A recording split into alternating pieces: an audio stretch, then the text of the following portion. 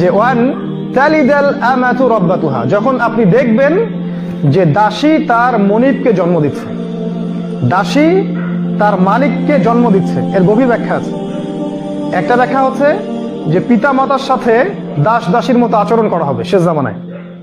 দেখছেন না এখন সমাজে পিতা মাতার সাথে দাস দাসীর মতো আচরণ করবে সন্তানেরা।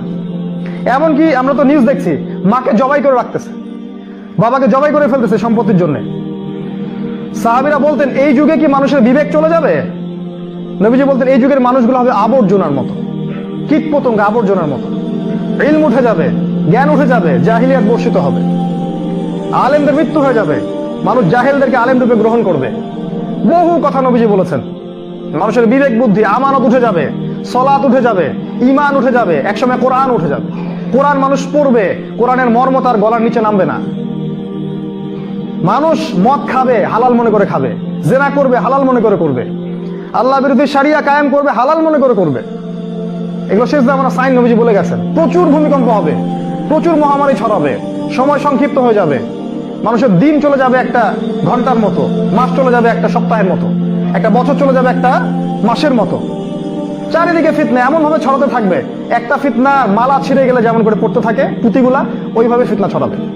প্রচুর হত্যাকাণ্ড হবে, চারদিকে জিনা, ব্যভিচার, হত্যা, খুন, ঘুষ, ধর্ষণ, দুর্নীতি ছড়ায় যাবে সমাজে।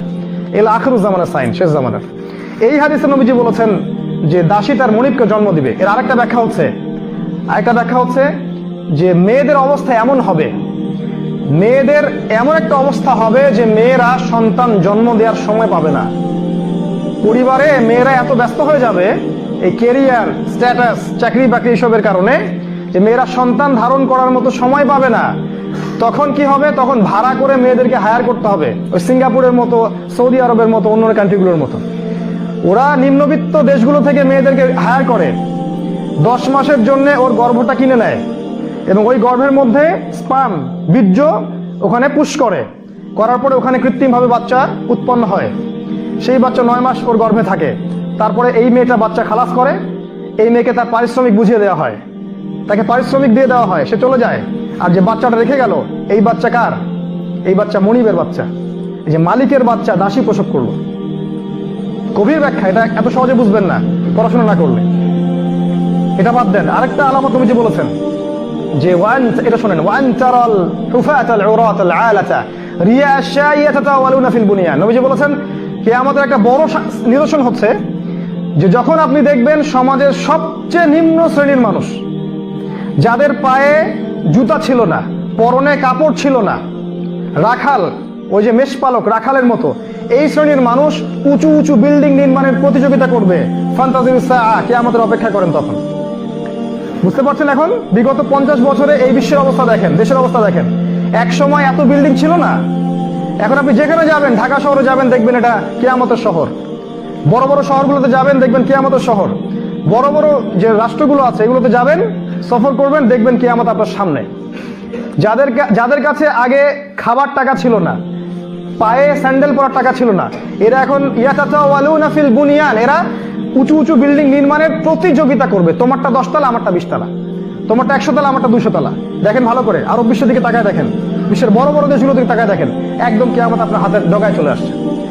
সবচেয়ে শেষ হাদিসে নবীজি এই আলামতটা বলে গেছেন। তার মানে যখন এই আলামত দেখা যাবে তখন আর কিয়ামতের জন্য এত অপেক্ষা করার সুযোগ নাই, সময় কম। এটা নবী সাল্লাল্লাহু আলাইহি ওয়াসাল্লাম বলেছেন। এটা কিভাবে সম্ভব? উত্তর হচ্ছে এটা ওই যে প্রথমে বললাম আরেকটা ওহী এসেছিল, রিবা, সুদ, ওই সুদের মধ্য দিয়েই কেবল সম্ভব সমাজের নিম্ন শ্রেণীর মানুষ বিল্ডিং নির্মাণের প্রতিযোগিতা করবে, অন্যভাবে সম্ভব না। সুদী লোন নিয়েই সম্ভব, অন্যভাবে সম্ভব না। আর এদের জন্য একটা সুসংবাদ দিচ্ছি, সেটা হচ্ছে যে আমাদের নবীজি বলেছেন কিয়ামতের আগে, বাইনা ইয়াদাইস সাআ, কিয়ামতের আগে আগে মুতানুন শাদীদ, বড় ব্যাপক মহামারী ছড়াবে। ওয়া বা'দাহু, এবং এই মহামারী যখন চলে যাবে তারপরে আসবে সানাওয়াতুজ জালাজিল। সানাওয়াতুজ জালাজিল, গতকালকে দেখলাম অস্ট্রেলিয়াতে 7.3 মাত্রা ভূমিকম্প হয়েছে। যখন মহামারীর সময়টা চলে যাবে তখন আসবে